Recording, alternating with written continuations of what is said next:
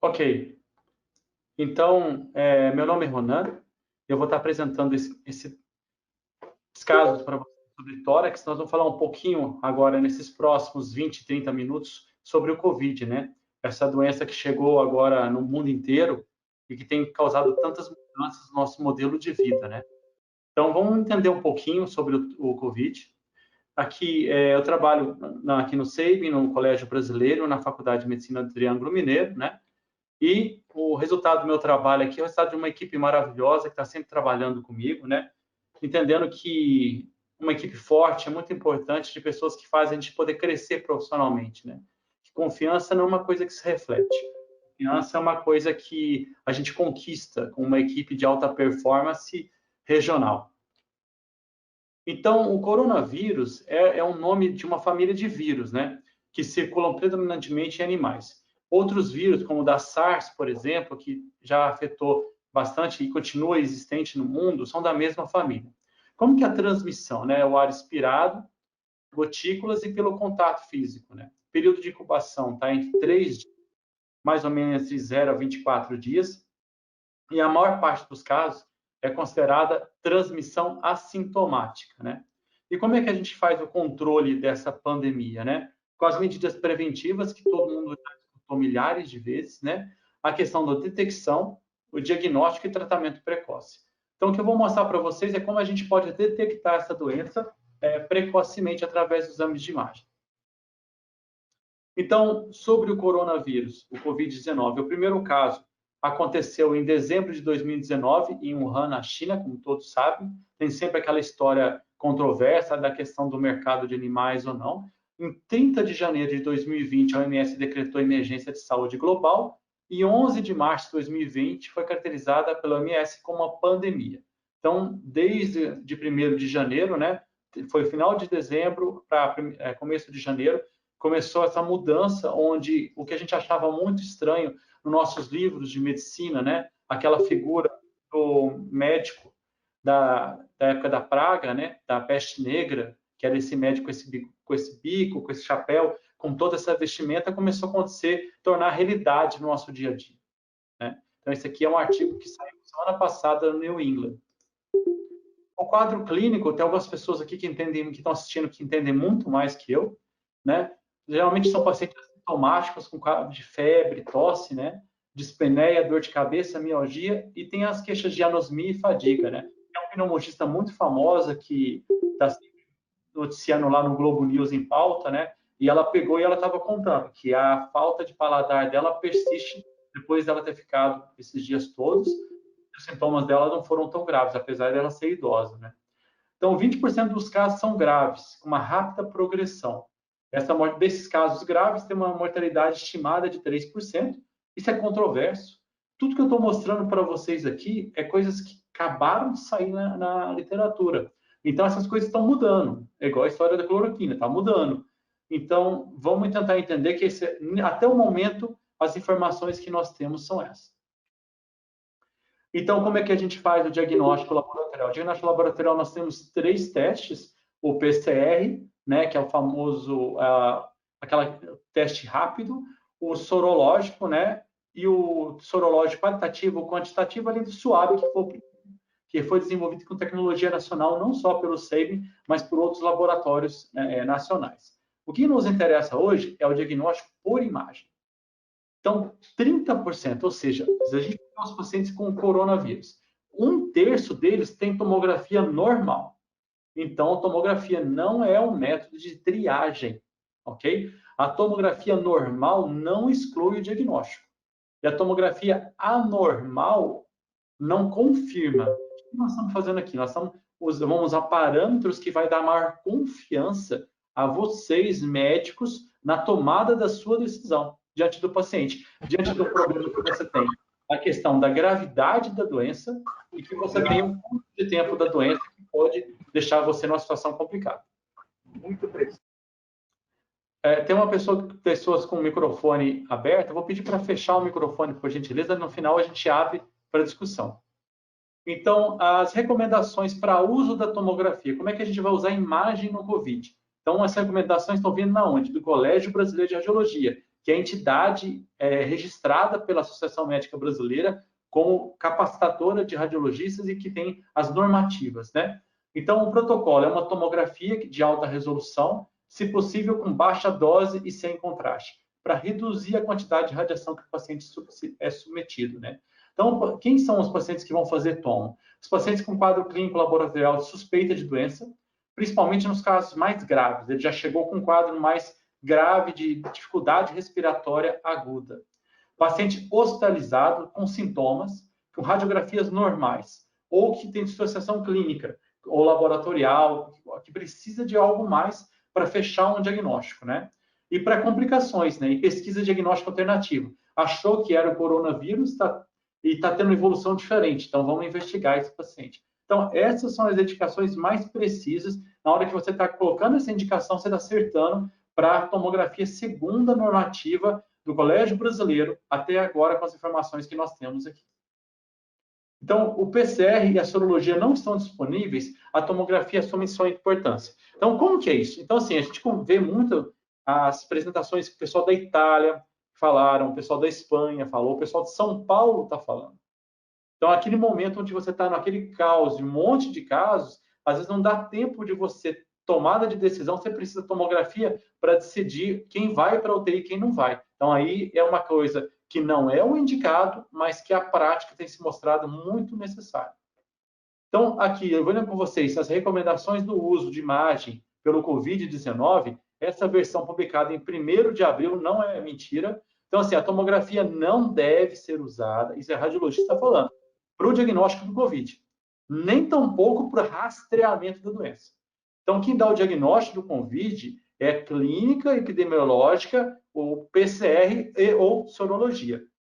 Então, ele deve ser muito indicado nesses casos sintomáticos, não devem realizar exame. Teve um paciente que nos procurou, fez exame em outra clínica, deu normal, veio aqui semana passada, deu o quê? Normal, entendeu? Então, tem que tomar cuidado com isso.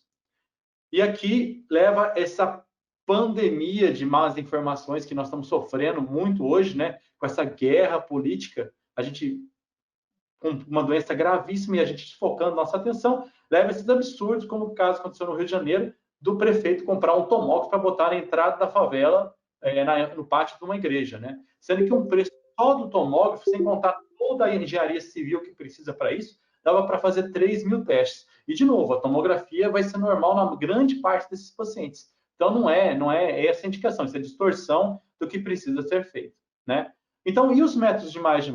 Ou como é que são os outros exames? O raio-x, ele é indicado sempre, um exame fácil, disponível, né? Só que eu vou mostrar para vocês como ele é. Como a gente está falando de vidro fosco, o raio-x é muito bom para pneumonia, para ver um ar, mas vidro fosco é uma coisa muito sutil. Então, depende de uma interpretação que, às vezes, o raio-x não consegue mostrar por ser um exame bidimensional. Ultrassom, nós vamos falar daqui a pouco dele. Mudou as coisas dessa semana para cá. Então, é assim, Covid é cada dia uma novidade. E tomografia, pacientes com piora de sintomas, desenvolvimento de complicações. Então, lembrando que os achados tomográficos persistem por dias, meses após a melhora clínica. Então, tem pacientes que ficam com sequelas pulmonares. Então, eu vou fazer uma tomo para dar alta para o meu paciente. Se a tomografia vier normal, eu dou alta. Não. O Covid, principalmente os casos mais graves, ele dá sequelas. Os pneumologistas sabem já bem disso, né?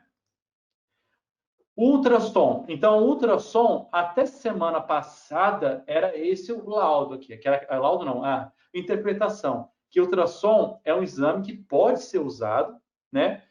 E ainda continua sendo isso, na ausência da tomografia. Então, por exemplo, vamos botar uma situação bem clara que a gente está vendo nas noticiários. Hospitais de campanha. Você não vai botar um tomógrafo lá no meio do Ibirapuera ou no meio do estádio de futebol, né? Você tem um ultrassom, um exame portátil, que você pode usar para dar um diagnóstico auxiliar, ok? Mas ele é um método muito bom e tem sido cada vez mais usado para dar algumas informações. Essa semana foi lançado pela Abramed, conversado por uma amiga minha, que é a doutora Paula Nocera, minha colega de turma, junto com o Colégio Brasileiro, que fez a revisão, não só a comissão de ultrassonografia do Colégio Brasileiro, como a comissão de tórax, que são duas comissões diferentes, fizeram a revisão e trouxeram esses achados aqui que estão disponíveis na internet, que mostram como você pode usar o ultrassom para a identificação do coronavírus. Mas, importante, O ultrassom não dá o diagnóstico do coronavírus. O ultrassom serve para ver se complicou ou não, se mudou alguma coisa ou não, se desenvolveu um derrame pleural, se houve alguma complicação. Olha, eu vou mostrar para vocês como que é a imagem do ultrassom, para vocês entenderem o nível de dificuldade que a gente pode ter. Depois eu mostro porque está travado aqui. O ultrassom, então, eu ia mostrar uma imagem do YouTube para vocês que mostra o tanto que é difícil essa interpretação das linhas do ultrassom. São as linhas B, que vai mostrar uma refringência diferente no caso do coronavírus, tá? O raio-x, ele tem uma sensibilidade de 30% a 69%. Igual, como sempre, um raio-x de cálculo, um raio-x de pulmão, é essa sensibilidade. Então, os achados de imagem serão aspectos de consolidação e opacidade de baixa densidade, que é o vidro fosco da tomografia, tá? Derrame pleural, minoria. Derrame pleural evidente, pensa em outra doença, tá? Nas fases iniciais da doença. Então, o pico dos achados no raio-x é entre 10 a 12 dias. Opa! Agora, destravou. Aqui eu posso mostrar para vocês a imagem do ultrassom. Então, ultrassom já é uma coisa meio difícil de entender. Agora, olha essa imagem. Então, é um método que demanda um profissional bem treinado, bem capacitado, e até nós, radiologistas, estamos aprendendo agora como interpretar essas imagens, entendeu? Então, essas linhas que vocês estão vendo aqui paralelas, e essa movimentação da pleura aqui, que são os achados que vão mostrar no caso do COVID. Então, vamos voltar para a nossa apresentação. Então, falando do raio-x, né? Já expliquei para vocês dessa determinação dele. Então, essa imagem de raio-x que nós estamos vendo aqui, a gente vê opacidades, né, de baixa densidade periféricas, que esse é o padrão do coronavírus, né?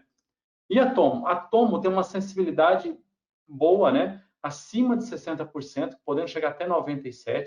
Os achados de imagem que nós vamos ver aqui juntos hoje são essas opacidades de vidro fosco, que geralmente são bilaterais, periféricas e basais. A pavimentação em mosaico, que no inglês vem de crazy paving, que era característica de outras doenças. Todos esses achados existem em outras doenças. Então, é a somatória dos achados de imagem mais o clínico que vai dar o diagnóstico, né? O padrão reticular, linhas subpleurais, alteração das vias aéreas e o sinal do halo invertido.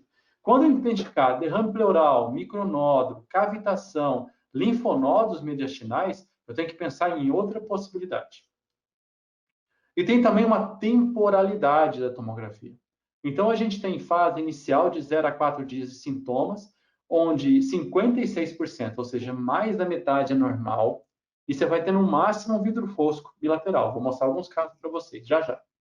Entre 5 a 8 dias, ou seja, no final da primeira semana, nós vamos ter já a pavimentação em mosaico, o vidro fosco vai começar a se organizar, fazendo esse padrão em mosaico, e depois começa a se confluir, consolidar.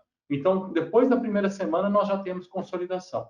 E depois de 2 semanas, nós começamos a ter um padrão reticular que já vai causar cicatrizes pulmonares. Então, aqui nessa imagem do canto, a gente vê ela aqui, ó, o padrão histórico de uma evolução de um caso não muito grave de coronavírus, né? E aqui os achados, de acordo com o número de dias. Então, do dia 0 ao dia 24, como vocês veem que tem o normal vai reduzindo, né? E a gente vai tendo o predomínio aqui nesse ponto, né, das opacidades de vidro fosco, depois migrando para consolidação, né? Que vai ter cada vez aqui um certo ponto ou não, dependendo da gravidade dos achados. E a mistura da consolidação com vidro fosco é o achado mais usual. Então, esse artigo aqui, por exemplo, saiu semana passada na revista nossa de maior impacto do mundo, que é a Radiology. Então, vamos entender agora a tomografia. Vamos mergulhar, convido vocês para vir junto comigo e mergulhar nesses achados de tomografia para a gente aprender juntos. Então, o que é o vidro fosco? Então, para quem não está acostumado com tomografia, só um minutinho. Eu não estou acostumado com transmissão ao vivo. O vidro fosco é essa questão aqui, esse vidro que a gente consegue ver do outro lado. Então, quando a gente olha essa tomografia, a gente vê que aumentou a densidade onde a seta está mostrando, mas você consegue enxergar o pulmão atrás. A consolidação você já não enxerga. Oblitera completamente seu campo visual. Então, a gente tem aqui opacidades em vidro fosco, ó, dispostas bilateralmente. Esse é o padrão que todo mundo sempre fala do COVID, fala em vidro fosco. Então, 60% a 98% dos casos, ou seja, mais da metade dos casos, até 3/4 dos casos, vão ter vidro fosco. Geralmente são bilaterais, periféricas e basais. Unilateral, pensa em outra coisa, tá? Predomínio no ápice, pensa em outra coisa. Então, é um achado precoce. O vidro fosco é aquele cara que chegou com 7 dias, com 5 dias, e a gente fez a tomografia, aparece o vidro fosco. Aqui um casal que veio aqui sexta-feira passada fazer exame com a gente, olha lá, a esposa e o marido passou para a esposa. Então, vidro foscos com aspecto bilateral. Mesmo que seja pouquinho, a gente consegue ver a bilateralidade por causa da forma de contaminação pela via aérea, né?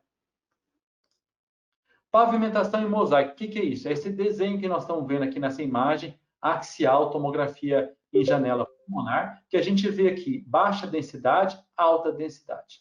Baixa densidade, alta densidade. Esse padrão que parece uma colcha de retalhas, que tem uma área de uma cor, uma área de outra, uma área de uma cor, uma outra área de outra densidade. Então, essa pavimentação diferente, como se fosse uma calçada com quadra-ladrilho de uma tonalidade, é o que eles chamam de pavimentação em mosaico. Tem uma turma que gosta de inventar termos, esse é o termo que foi escolhido. Então, ele acontece, olha lá, em 1/3 dos casos. É uma inflamação, ele representa uma inflamação do interstício. Então, você tem, lembra a temporalidade? Você vai ter o vidro fosco e ele tende a desaparecer, ou ele caminha para a pavimentação em mosaico, ou ele pode caminhar para a pavimentação em mosaico e consolidar, ou do vidro fosco e consolidar. Então, isso aqui nós já estamos falando de mais de uma semana de história. Então, se eu olho uma tomografia dessa, eu já sei que tem mais de 10 dias que esse paciente está contaminado, foi contaminado. Está sintomático, no caso. As consolidações, então, aí já é um aspecto mais grave, né? Então, nós temos elas mais do paciente da terceira idade, aquele grupo de risco que a gente chama geralmente, né? Então, na fase mais avançada e no grupo de risco. Então, nós já estamos falando de mais de uma semana de história. Nós estamos falando de 9 a 13 dias. Então, acontece em 42 a 64% dos casos. Então, aqui a gente vê uma tomografia de COVID, de artigo mesmo, com o aspecto consolidativo basal, né, posterior à direita, tá? E aqui uma outra consolidação menor à esquerda. A consolidação não tem a obrigatoriedade ou a maior tendência a ser bilaterais. O padrão reticular, aí já dano tecidual, é mais na fase avançada, depois de 2 semanas. Então, 48%, menos da metade vai ter. Daqueles que evoluírem com os achados tomográficos, menos da metade deles vão ter o padrão reticular, que é, de novo, mais comum na faixa etária mais avançada. Então, nós estamos vendo aqui esse padrão de reticular associado a áreas de vidro fosco. Então, esse maior densidade, meio espiculado, mais tendendo à heterogeneidade. O halo invertido é um momento que a gente tem que tomar atenção. O halo invertido é quando a gente tem uma área de menor densidade secundada com uma outra área de maior densidade, depois um halo periférico aí de vidro fosco. Por que esse achado é importante? Porque esse achado, geralmente, ele está associado a TEP, tromboembolismo pulmonar. Então, já foi mostrado recentemente que o COVID dá muita questão de tromboembolismo. Então, é um achado da fase tardia, acontece numa minoria dos casos, mas ele pode estar identificando, sinalizando para você uma complicação do paciente, que ele pode estar complicando com tromboembolismo. Então, agora, para vocês entenderem a diferença do raio-x para tomo, então, realizados no mesmo dia, raio-x e tomo do mesmo paciente, raio-x normal. Se eu ver 10 vezes raio-x, eu vou dar 10 vezes normal, tá? Só que aqui a gente já consegue ver na tomografia, ó, do mesmo paciente, opacidades em vidro fosco. Então, demonstrando o quê? A maior sensibilidade da tomo. Aqui, um raio-x com poucos achados, né? Peraí, deixa eu voltar lá, que saiu de novo. Quando eu mexo na janelinha aqui. Um raio-x com poucos achados, e a gente tem aqui opacidades em vidro fosco posteriores, basais, bilaterais. Então, esse paciente já tinha mais de 8 dias de história. As complicações, então, do COVID já descritas na literatura são o tromboembolismo pulmonar, a infecção bacteriana superposta, abscessos pulmonares, o empiema, a SARA, o edema agudo do pulmão e miocardite. Então, o mais importante aqui que eu acho reforçar é a embolia pulmonar. Então, aqueles casos do ala invertido, desses aspectos periféricos de consolidação, como aqui, que representam infartos pulmonares. Então, os fatores de risco, a ventilação mecânica, a internação em UTI e essas alterações da coagulação relacionadas à infecção que estariam causando essas falhas de enchimento nos vasos pulmonares. Então, diante de um achado de complicação clínica, com aqueles achados que eu descrevi do ala invertido, esse aspecto mais periférico da consolidação, levando a uma impressão de infarto pulmonar, tem que fazer uma relação com os valores de dedímero e deve ser indicada a angiotomografia para poder mapear esse tromboembolismo pulmonar bem provável que esteja acontecendo, né? Então, um artigo publicado recentemente, também, ó, tudo do último mês, tá? Pelo Frank Guillet, mostrou que a embolia pulmonar ocorreu em 23% da casuística dele, que é uma casuística acima de 100 pacientes, tá? E aí, agora chega num ponto muito importante, que é a mesma linguagem. Então, a maior parte dos serviços que busca ter uma performance diferenciada, está tentando fazer uma estruturação do laudo.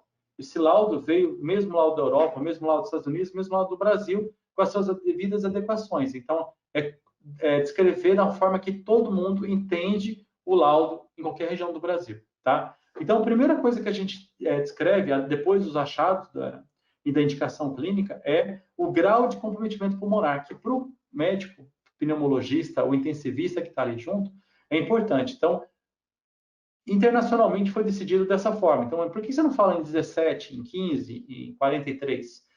Porque isso vai acontecer com o tempo, com as ferramentas de inteligência artificial. Mas, nesse momento, visualmente, a gente tem que achar um número fácil. Menos de 25, 25 a 50 e mais que 50. Então, o mais que 50 é o acentuado e o menos de 25, o leve, né? E o moderado fica nessa janela do meio. Outra questão é a conclusão. Padrão típico para pneumonia viral aguda. Ninguém vai escrever COVID. A conclusão, COVID-19. Por quê? Lá no começo eu já falei, tomografia não dá diagnóstico de COVID. Quem dá? O médico solicitante, com o exame clínico dele e o laboratorial.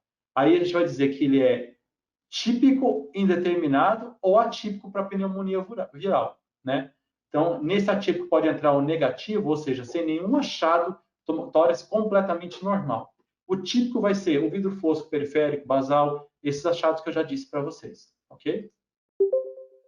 E o padrão atípico que vai falar que não é... O que é esse atípico, né? Não é o normal. É o padrão que leva você a pensar em outra doença pulmonar. É o que eu falei também lá no começo. Uma consolidação lobar segmentar sem vidro fosco, derrame pleural em grande quantidade, micronódulos centrolobulares, cavitações. Então, aqui, nessa primeira imagem, a gente vê nódulos pulmonares periféricos basais aqui à esquerda. Aqui na imagem do meio, eu vejo uma cavitação típica de uma infecção pode ser por fungo, né, por tuberculose. E aqui nessa outra imagem, a gente vê esses pequenos nódulos aqui anteriores. Então, e vidro fosco? Vidro fosco é igual ao Covid? Mais ou menos. Dentro do momento que nós estamos vivendo, muitas vezes o vidro fosco que nós estamos vendo realmente é Covid. Por quê? Porque a gente ainda não tem total domínio do que é o Covid. Nós estamos aprendendo. Nós estamos em work in progress. Nós estamos aprendendo cada dia o que o Covid faz, como se ele apresenta, as complicações que ele está surgindo. Mas o vidro fosco é uma coisa extremamente comum no tórax. Vamos ver isso, olha aqui, por exemplo, nesse caso. São imagens tiradas aqui de um site muito legal do Dr. Gustavo Meireles, de São Paulo. Então, a gente vê aqui, ó, padrões típicos para pneumonia viral. Covid-19, aqui então a gente vê as consolidações periféricas aqui também, né, com vidro fosco. E aqui a pneumonia organização. Olha aqui, o aspecto consolidativo sem vidro fosco, periférico. E aqui, influenza A, que é um tipo grave de pneumonia, né, que é endêmico, e está aqui um aspecto que eu já estou vendo aqui. Eu estou vendo ar dentro da broncogramas aéreos, eu estou vendo derrame pleural, diferente do Covid. Aqui, de novo, padrão indeterminado para pneumonia viral. Covid, vidro fosco periférico, pode ser Covid, pode ser alguma outra coisa. E aqui, vidro fosco em toxicidade por drogas. Na ação de drogas, dando um discreto vidro fosco bilateral. Aqui, padrão atípico. Então, aqui, por exemplo, o vírus essencial respiratório, que tem esses nódulos centrolobulares. E aqui, o famoso ar de embrotamento de tuberculose, com uma cavitação aqui falando, né? Evidentemente, eu sou uma tuberculose. Então, aqui nesse caso, aconteceu isso semana retrasada, a gente estava dando o exame, aí o pessoal da médica perguntou, olha, é Covid? A enfermeira. Eu falei, não, não é Covid, não. Ah, graças a Deus. Eu falei, não, é tuberculose. Ah, ainda bem que não é Covid. Eu falei, não, é muito pior a tuberculose. Então, o pessoal esquece dessas questões, né? Aqui um quadro muito frequente de vidro fosco. Quem é infectologista já viu isso aqui demais, que é o antigo Pneumocystis carini, agora é o de Orovesi, né? Um aspecto de vidro fosco bilateral, baixa densidade, paciente HIV, né? E esse caso aqui, por exemplo, essa moça veio fazer tomografia para cólica renal. E aí, a nossa equipe está bem treinada quanto a isso. Sempre que faz a tomografia de abdômen, dor abdominal, olha a janela do pulmão e a janela do pulmão com um tórax extremamente comprometido. Aí foi ver o que era o problema dela. Ela tinha um cálculo renal, sim, mas ela tinha a pneumociste comprometendo todo o pulmão dela, um quadro bem mais grave do que o cálculo poderia causar nela, né? Então, é muito importante ter essa associação, essa parceria entre o médico radiologista e o médico solicitante. Aqui, por exemplo, ó, vou deixar vocês um tempinho olhando essas imagens. Quem que é o COVID aqui? Número 1, número 2, número 3 ou número 4? Uma colinha, isso aqui é fornecido pelo Dr. Dante, lá do Colégio Brasileiro, lá do Paraná. Então, lembrando para vocês, olha lá, COVID, que COVID dá? Vidro fosco, COVID dá distribuição periférica, opacidades reticulares. Aí, é 1, 2, 3 ou 4? Então, quem marcou 1 errou, quem marcou 2 também, o 3 também. Olha lá, o 1 era hantavírus, que é causado por um tipo de infecção muito relacionada a roedores. Epstein-Barr vírus, o número 2, com broncogramas aéreos. Número 3, H1N1, que daqui a pouco nós vamos falar dela. E o número 4, sim, era o Covid. Então tá, gente, tórax é difícil, tórax é pouco específico em relação a outros exames de imagem, mas a gente consegue explorar com bastante conhecimento e uma boa parceria entre a clínica e o exame de imagem. Então, aqui, outros casos que a gente está vendo aqui, de tomografia de tórax, então, que poderiam ser COVID. Aqui é uma pneumonia lipoítica. Aqui uma pura amiodarona. Aqui uma pneumonia em organização. E aqui uma esofílica crônica. Então, aqui mais parece um coronavírus aqui, essa lipoítica e esofílica crônica, e eosinofílica crônica, que tem as opacidades de vidro fosco. Mas, claro, que aqui tem outros achados, se a gente olhar o exame inteiro, a história é diferente, tá? Mas para lembrar, por isso que a tomografia não é que é falta de certeza nossa, é porque existem coisas que superpõem, que têm achados semelhantes. Medicina, graças a Deus, não é ciência exata. Então, agora eu vou mostrar para vocês, falando do H1N1, um artigo que saiu hoje e vai ser publicado em novembro, né? Que fala o quê? Para como distinguir H1N1, né? Que tem a tendência de acontecer nos países mais frios, porque é uma doença endêmica, influenza A, né? Do Covid. Então, eles mostram que o H1N1 tem uma tendência a gerar mais bronquiectasia e derrame pleural. E o COVID, ele vai lembrar do crazy paving, que é aquela pavimentação em mosaico, né? E a questão do espessamento pleural que pode ocorrer.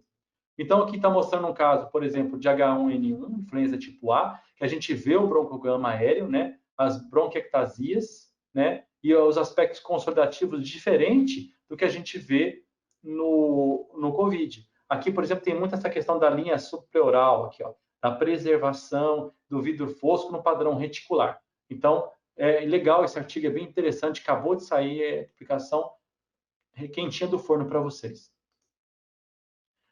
E essa questão de muitas publicações que estão saindo acaba gerando publicações que o pessoal depois quer falar, não, apaga isso da revista. Então, foi o caso desse aqui que foi publicado agora em maio de 2020, que era o que o médico da linha de frente precisa saber, né? Saiu nesse análise de medicina e cirurgia, que ele se atentou à descrição de exames de tomografia. Esse aqui, para ele, foi uma tomografia típica de COVID, perigoso, porque aqui tem o broncograma aéreo, tem derrame pleural. Então, assim, tudo que eu estava falando até então, e ele veio defendendo a cloroquina e a azitromicina. Então, tudo que a gente está falando pode estar mudando, pode ser que tudo que eu expliquei para vocês daqui a um mês seja diferente, outras coisas surgem, mas até o momento é um conjunto de informações que nós temos essa é a melhor.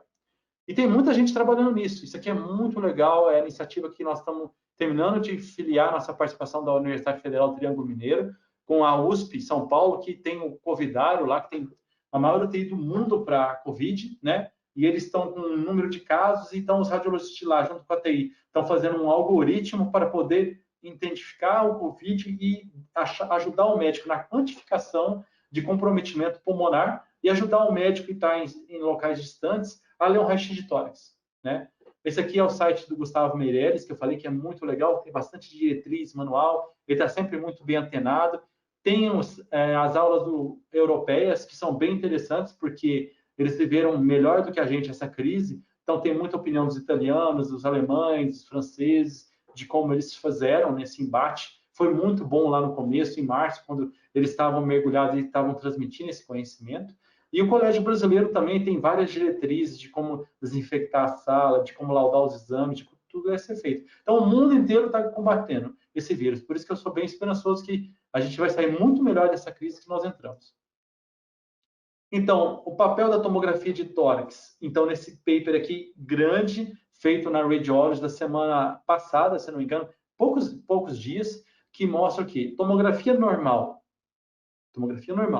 após uma semana, tem alto valor preditivo negativo para o coronavírus. Ou seja, o cara está com 10 dias de história e tomografia normal, sem sintomas, então é pouca chance de coronavírus, ok? Com sintomas, lembra que algumas tomografias podem vir alteradas.